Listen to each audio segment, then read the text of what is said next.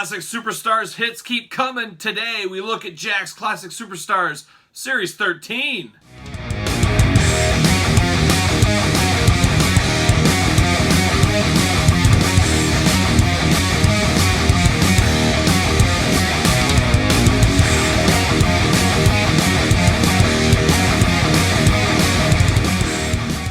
Welcome everyone, Kyle here, back again, and today we're looking at Jakks Classic Superstars Series 13. As you guys know, we're going through every Jakks Classic Superstars figure. We're going to look at them one by one, series by series, currently working on the single series, moving on after that to the deluxe classics, the limited edition stuff, the ring giants, the belt packs, the 2-packs, the 3-packs.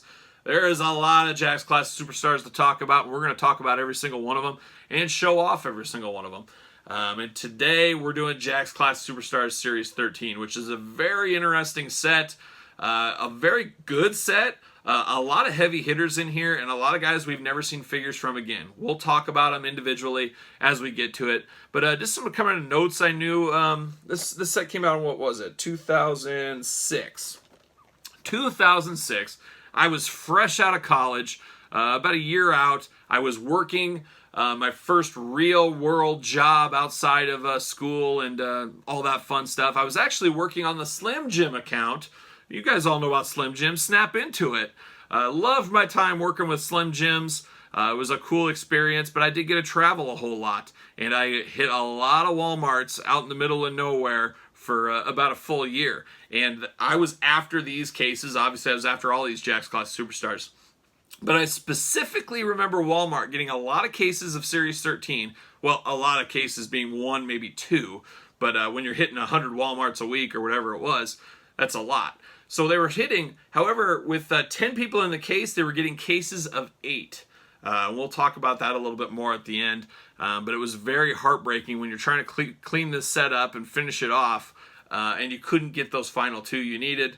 Like I said, we'll talk about that a little more often. Going forward after this, outside of store exclusives, I was pretty much ringside collectibles for the rest of my Jakks Classic Superstars. I always felt the distribution was pretty tough to get. So that's where I went from there. So some of my memories, Series 13 and beyond, get a little bit fuzzy. I don't remember seeing a lot of these things in the stores. I was getting most of them online because I was so busy or whatever. But anyways, that's a little talk. We'll talk more as we work on each figure, but let's start it off. We're going to start with a heavy hitter, one of our favorites from the 80s, and that is Ravishing Rick Rude. A staple of the Intercontinental title scene back in the day. Known for his huge feuds with the Ultimate Warrior, of course. There he is. Think, back, this 14, 15 years ago this figure was made. Great soft goods robe, Intercontinental title, awesome paint scheme. Beautiful face scan on Rick Rude. As you can see, the Classic Superstars 13 with the white. I love that they just put a little tweak to the packaging because we talk about it all the time. Package uniformity. We love that the packaging was all the same on these Classic Superstars.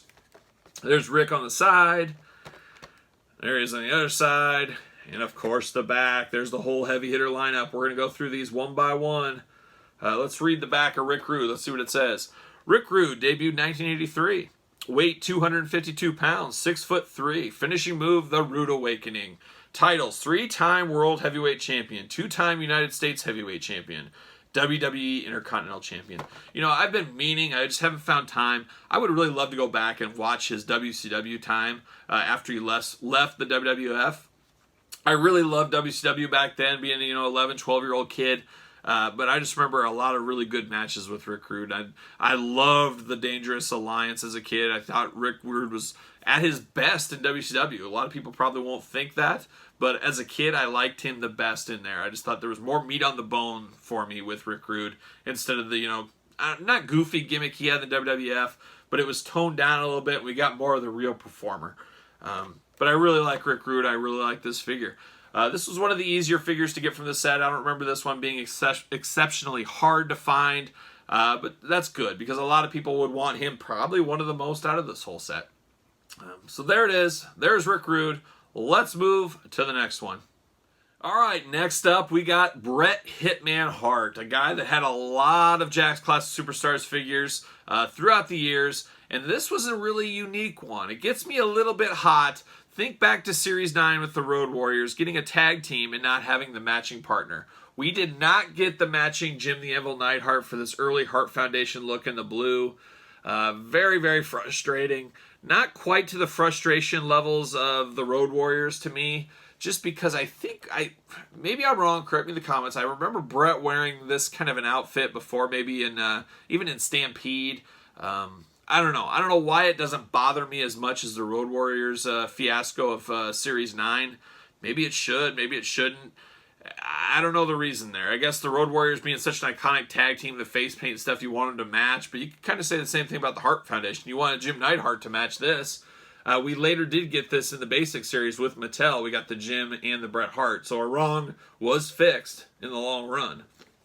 There's Bret on the side. I always like this blue on Bret because we all think of Bret Hart. You think of Bret, you're always thinking the pink and black attack, no doubt. So it's cool to get a little variation on that. Not a big fan of the sunglasses Jakks had here with the headband thing around it. I get why they're on there. I think it looks goofy. There's the back. Let's read the back. Bret Hart debuted 1976. Weight 234 pounds. Height 6'1". Finishing moves the sharpshooter, of course. Titles: 5-time WWE champion, 2-time Intercontinental champion, 2-time Tag Team champion, 2-time King of the Ring winner, Triple Crown champion, Royal Rumble winner, WWE Hall of Fame. What more could you ask for with Bret Hart? He's done it all. He's seen it all. That is for sure. But I really do like this one. I like the blue, like I said, a little different than the pink we're accustomed to. Just would have really liked to have had a matching Jim the Anvil Neidhart. But that's it. That's Bret Hart, Series 13. Let's look at the next one. All right, next up is a deep cut. Dusty Rhodes isn't such a deep cut, but this outfit and this attire of Dusty Rhodes, an extreme deep cut. This is way back. This is the Texas Outlaws, Dusty Rhodes, early AWA time frame. Never in a million years did I really think we'd get a figure of this one. I'm not complaining. I think it's pretty cool to get this incarnation of Dusty. A lot of complaints through the years that we didn't get polka dot Dusty in the Jakks Classic Superstars technically in this packaging. They did have a Dusty Rhodes exclusive 1 of 3,000 figure in the polka dots in a box with the Classic Superstars logo on it. I believe that was either Pro Figures or All Cool Gifts exclusive. We'll look that up. We'll talk about that when we do the limited edition exclusive stuff.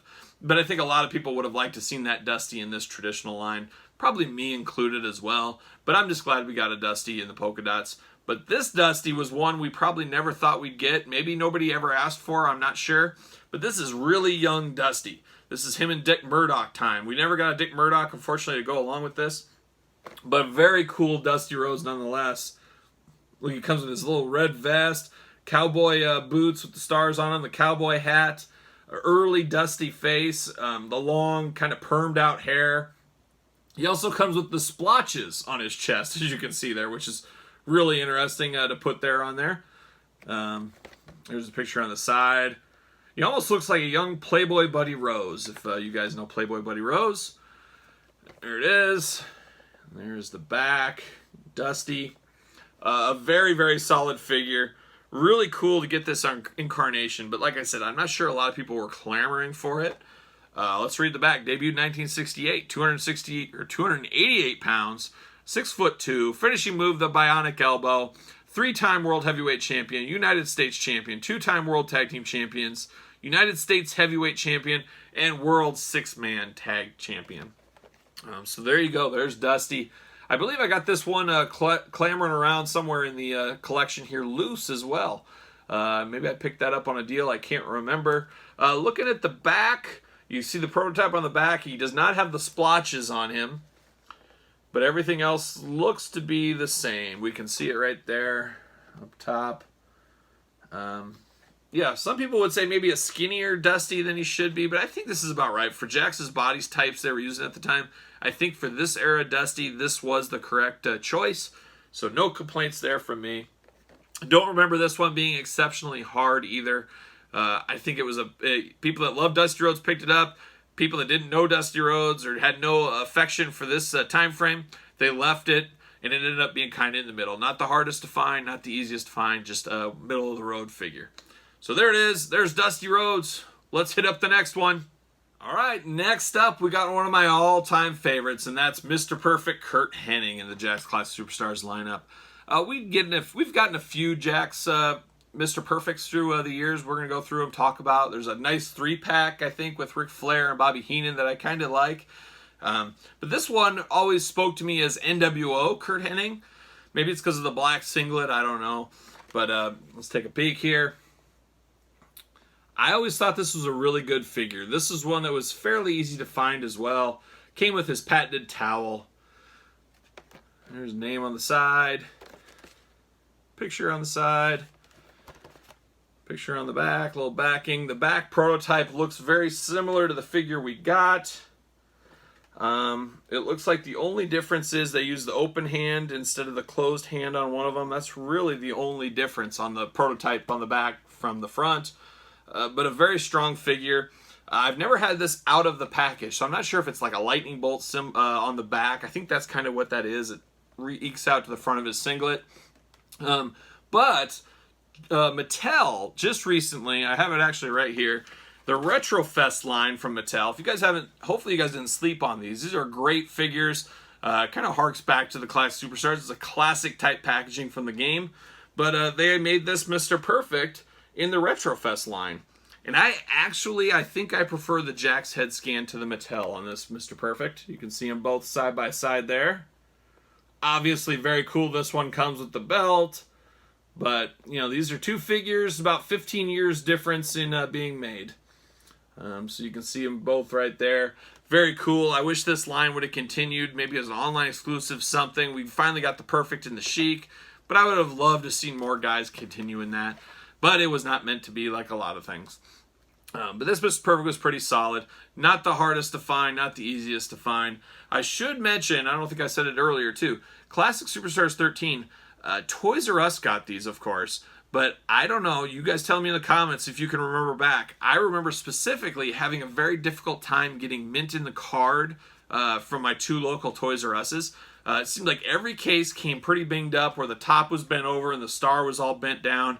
As you guys know, I was an all-in Mint on Box guy, still am on the Classics line, and these were damaged, so I couldn't be buying those. So that made the search even harder to find some of these because there were so many damaged packagings. And I remember Mr. Perfect having one, I think where he sat in the box in the case, made it very difficult to get him mint. There was something about where he was placed, he was being dinged up pretty good all the time.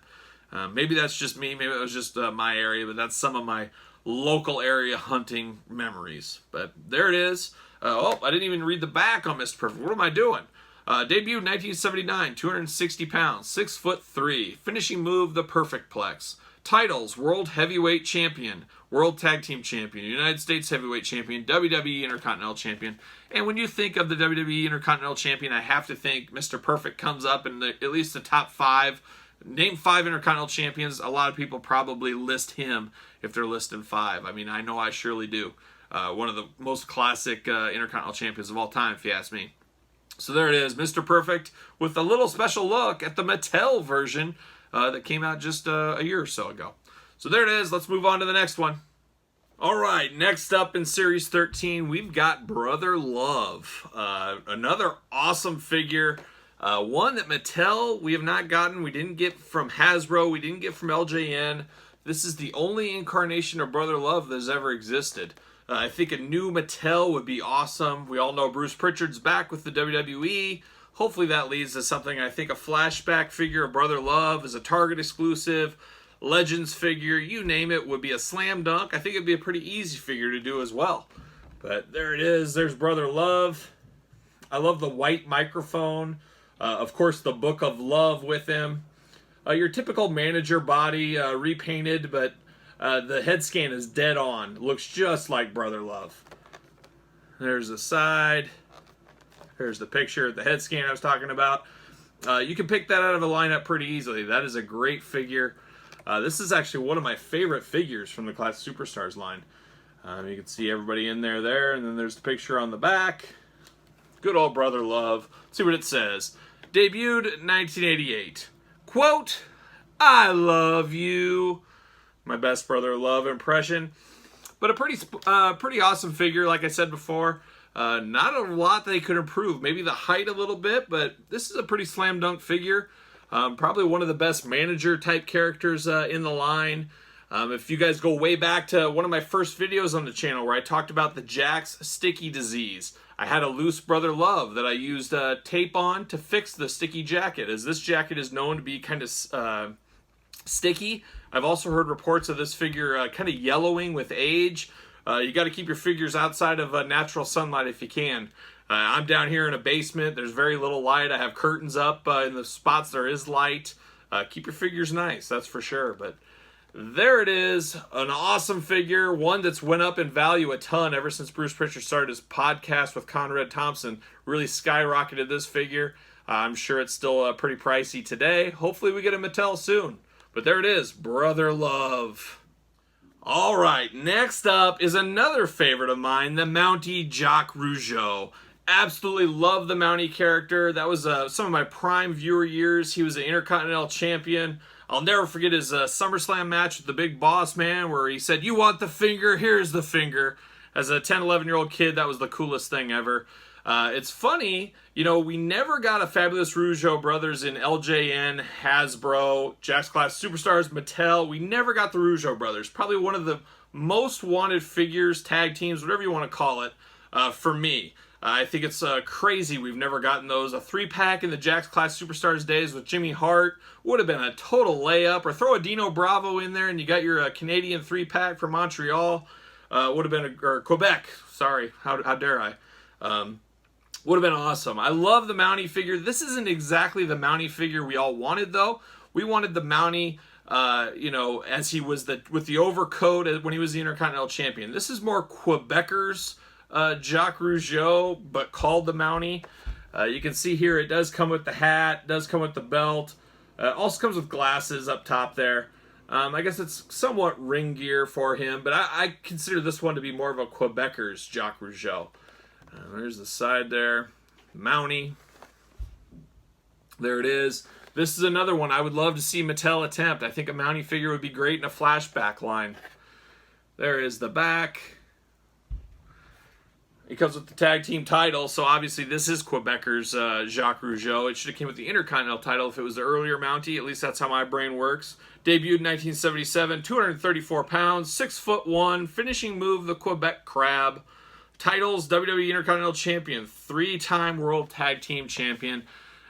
There it is, Jacques Rougeau. Another one, Mattel, hook us up, get that one for us. Another figure I'm not sure the value of lately, but this is probably a pretty hard to find these days. Just being his only figure, his really only representation in figure form, which is kind of surprising to me. Most wanted would have to be a Fabulous Rougeau brothers with his brother Raymond. But I would take a regular Mountie and Mattel any day. I would never scoff at that one, that is for sure. So there you have it, the Mountie. All right, next up we got Bad News Brown, or Bad News Allen, depending where you're from and who you saw him and where you saw him. I loved Bad News Brown as a kid. As a little kid, I remember it was at WrestleMania 4 and that Battle Royal and him and Bret Hart at the end. That's really my first real memories of Bad News. But I just loved Bad News. He just seemed like such a tough guy, mean guy. Wasn't going to take no gruff from anybody. So we got him in the Jakks Classic Superstars lineup. I believe this is his only figure he ever had. I do have this one loose because some of these key Jakks Classic Superstars figures we've never got Mattel, like we've discussed, and I don't know if we ever will. So I've got a loose one of these to put with my Mattels. They fit in pretty good if you're mixing them all in and you just display them just right. They fit in very good. A lot of these look just like a Mattel, in the head especially. And I've done that with Bad News. So there he is, Bad News. He comes with the sewer rat, so if you guys think back to his WrestleMania match with Roddy Piper, he had his big sewer rat and all that. Piper painted himself half black. That's what the sewer rat represents. Kind of an interesting accessory to give the guy, I guess. I mean, it was just a one-match type, one-feud thing. But maybe that's what a lot of people remember Bad News by, very possibly. So there you go. Bad News on the side, the gold foil. Picture on the side, just looking like a bad dude that's going to beat you up. There's the back. What would we say about Bad News? Debuted in 1977, 260 pounds, 6'1". Never forget that finishing move, the Ghetto Blaster. Titles, WrestleMania 4 Battle Royal Champion. So there you go. That's my first memory of bad news with Bret Hart there. Looking at the back, the figure looks exactly the same as the prototype. This is a pretty bare bones figure. Maybe that's why he hasn't had more figures. There's not a lot of dressing Bad News Brown up. He didn't really have any accessories outside of this rat, I guess, for that match. He was just a kind of a Stone Cold Steve Austin type character way before Stone Cold Steve Austin. Just black trunks, black boots. He'd have his glove on, of course. But that's about it. But he was one bad dude, that's for sure. And I would love a Mattel of Bad News Brown.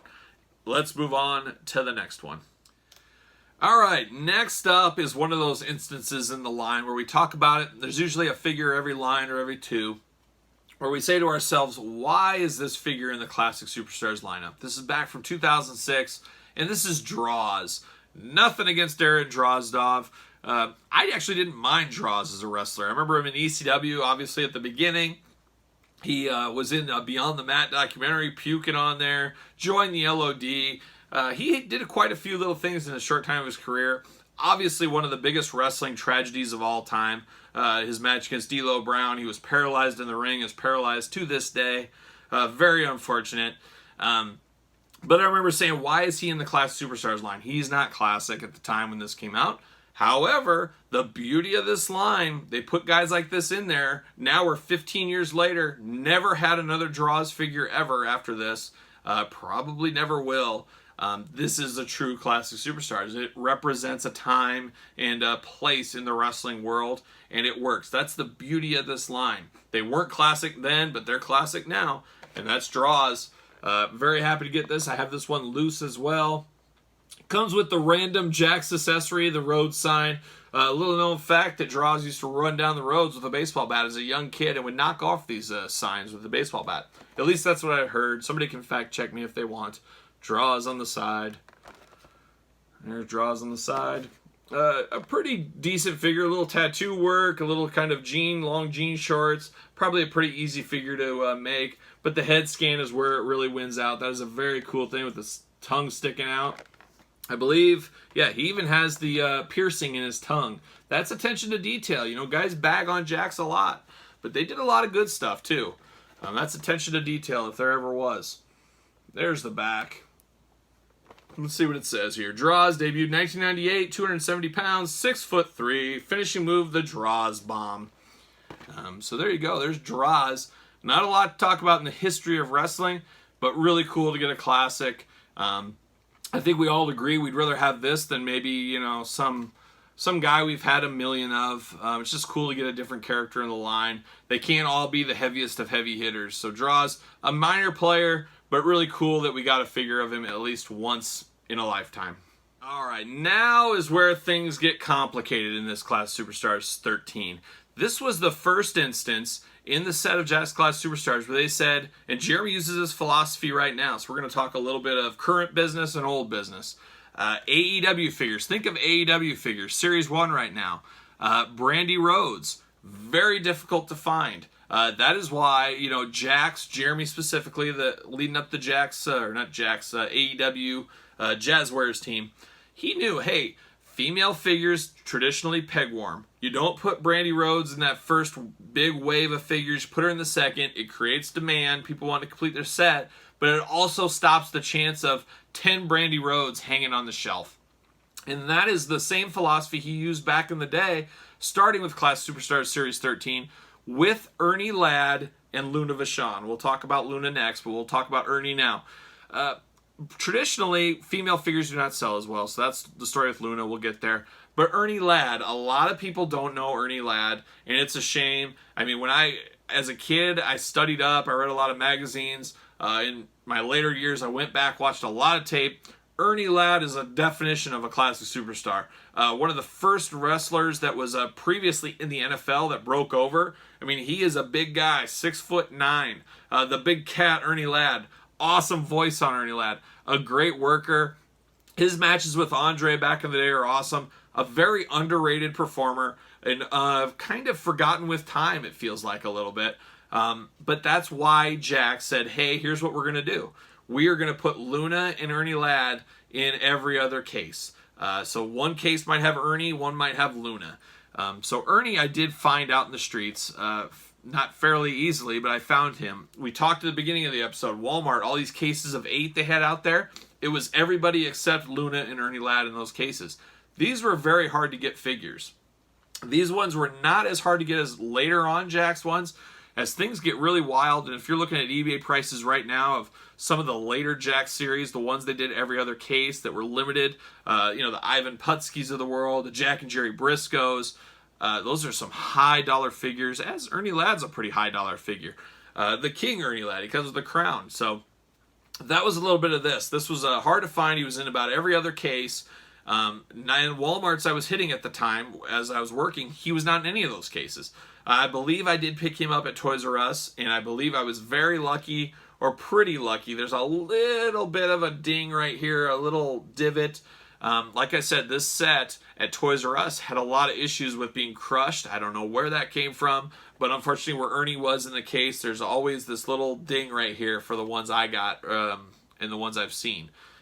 There might be some differences out there. I'm sure there's some mint ones, but at least my area had a lot of damaged cases.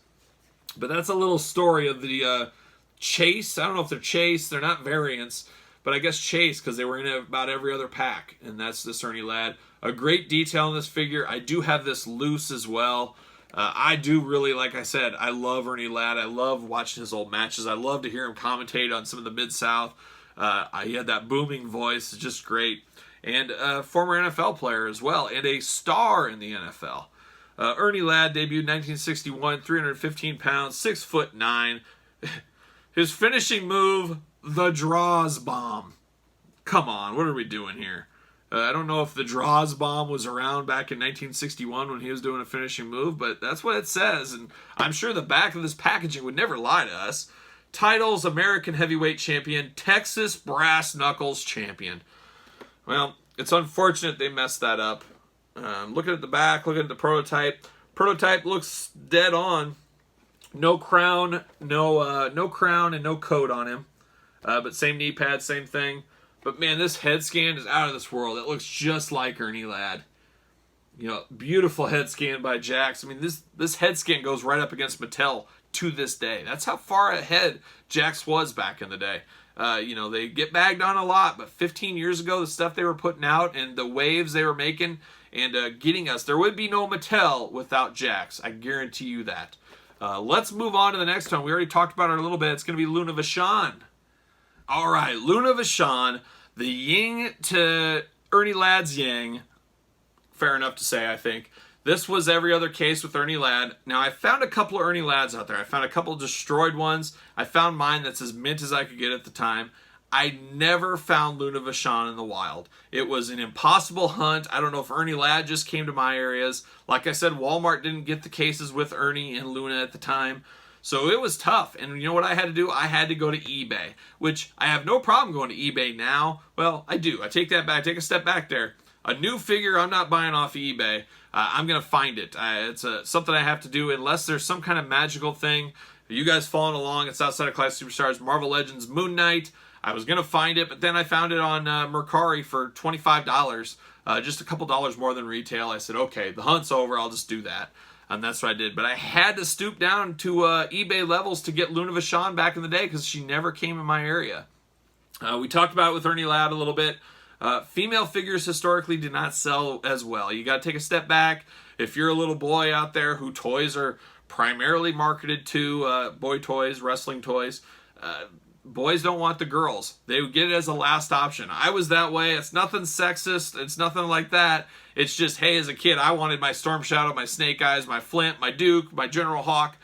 Okay, at the end, I'll get Lady J if she's still hanging around and there's no other figures. That's how my mind worked, and I think there's a lot of people that way. Still to this day, as you do historically see a lot of the female figures with Mattel, peg warming. You think of the Bella Twins, Billy Kay, the Iconics, and that Billy Kay one's even limited edition store exclusive. That's just the way it is. I don't know why. I think that's changing. It's getting better, that's for sure. I think there's a lot more little kids out there now wanting female figures than there were in my generation. So there is progress being made. But at that time, and we're still seeing it today, like we talked about the Brandy Rhodes, being limited because they knew that would be the slowest seller of the bunch, They limited it, put it in the last cases. That way they're all going to get sold up, create some demand, create some hype. And we had a little bit of that with this Luna Vachon being in every other case. A great figure. I have this one loose as well. I display it with my Bam Bam Bigelow. Luna Vachon, one of the greatest female wrestlers, one of the greatest personalities ever. I loved how crazy she was. Their head shaved on the side. She went all in on her character. So an awesome character. I'm glad we got this figure. I believe to this day the only Luna Vachon figure we've ever had and probably will ever get. This one also fits right in perfect with your Mattels. That's the one thing. The Jakks female figures scale perfectly with the Mattel ones. So if you need to go back and get some of them, I would strongly recommend it. There's Luna on the side. Name. Just an awesome figure. There's the back. Luna on the back. So the prototype did not have her little wing coat jacket type thing. So awesome that we got a little bit extra. She also comes with the patented blue chair. And I searched my notes. There's no reason for this blue chair to be in here except to, hey, let's give her an accessory. No story, nothing. I thought for sure there'd be a story of some kind, but there was not. But there it is. There's Luna Vachon. A very challenging figure to get. I can attest to it back in the day. Probably hard to get to this day. I don't foresee us getting another Luna Vachon. When you're talking female wrestling figures and you're talking female managers, this is a must-have. You need this with your Bam Bam Bigelow Mattel. That is for sure, if you ask me. Pick her up if you can. Highly recommend this one. We got one left. Let's finish it off with one more. All right, we're finishing up Classic Superstars Series 13, and boy, this whole back half of this video is all guys that have not had Mattel Elite figures, and this one is included. This is Al Snow, Job Squad Al Snow. Another one, Mattel, I think this is a huge one we have an opportunity to. Al Snow was never one that was probably anybody's total favorite wrestler out there. He was well-respected, well-liked. You like seeing him on your TV, but he was just kind of a mid-card, nobody's favorite, but an awesome, iconic figure. And a figure we'll never forget. We all know the Jakks story. I'm sure that's out there somewhere for you to look up if you don't know it. But the old Bone Cruncher days, it getting all the publicity on the TV, getting pulled from the shelf because it had the head that he talked to in the package with him. Basically, people saying, oh, he has a severed head when it's just a mannequin head. So very interesting. We'll talk about it a little bit here in this one with this mannequin head and that. But very cool. Al Snow Job Squad. This is another one I do have loose. Put it with my Attitude Era figures. I don't know if we'll get an Al Snow. I would love to see one. Hopefully we do. Got the Job Squad shirt on. Al Snow on the back. You can see the back there. Let's see the back prototype. Everything lines up with the prototype. You know, this is a very simple figure with the black and the white. And then he's got the Help Me on his head. A very simple figure, but a very awesome figure. The head scan's right on. We talked about the mannequin head, so he came with just a styrofoam mannequin. You go back to his ECW days, they used to hand those out. They'd all get thrown around the ring after the show. And during the show, I guess that works there a little bit. I think they would have preferred to have that mannequin head with the long hair in here, but I think they were so scared about just a couple of years before this, getting all that heat and all that problems with the news and everything else saying it's a severed head. So I think that was option B, which actually works if you're thinking ECW time frame. Hey, these were thrown around. But I think we would have all rather had the classic head accessory. At least I would. Let me know in the comments if you disagree. Al Snow debuted 1982, 238 pounds, 6'2". Finishing move, the snowplow. Haven't heard that in a long time. Moonsault, titles, WWE Tag Team Champion, 6-time Hardcore Champion, WWE European Champion. So there it is. I really like this figure. Job Squad, 1, 2, 3 for life. We need an Al Snow Mattel. We need this back half of the set. We need a lot of Mattels. I just wish there was a way for them. You know, that Retrofest line we showed with Mr. Perfect would have been a great way to get a lot of these characters out. We need like a subline, like an online order. Do something like a Super 7 does. Hey, here's 10 guys. You guys vote on the 5 you want. Pre-order, and they'll be out in 8 months. I would love to see Mattel step into something like that. I think there is a market for that. I know I'd be buying those. I think they'd be nice collector pieces for people. But we'll see. The future, you never know. You can never tell in the toy industry, because if there's money to be made, I got to think any company, I don't care if it's a food company, a toy company, or what, they're going to make it. Everybody needs money, and everybody's wanting to make money. That's for sure. But But there it is, Jakks Classic Superstars Series 13, a strong set, a really fun set, a set I recommend everybody go out and try to find and track down if you can. We're going to go hit it up next week with Series 14. Hope you guys enjoyed this video. Leave me comments. Give me your history on Classic Superstars Series 13. What are your thoughts? Did you find all these? Did you have any trouble finding Ernie Ladd or Luna Vachon? Did you have trouble with mint on card figures? These were a lot of damaged ones in this set. I don't know. I never got to the bottom or heard why. Had to just be a reason out there somewhere. But a lot of damaged figures. So leave me your comments on Jakks Classic Superstars 13. Don't forget to like the video. Don't forget to subscribe to the channel. Like I keep saying, we're going to walk through all these. There's a lot of good videos on here. On top of that, we're doing unboxings every single day. We're doing weekly purchases where we go through what all the news of the week in the figure world, as well as what I got through the door for the week. And then obviously my Friday figure hunts where I take all the video, me being out in stores, finding stuff, putting it all on a nice little bow for you so you can see what's going on, at least in my neck of the woods. So that's it for Classic Superstars Series 13. I am Kyle. I'll see you guys all real soon.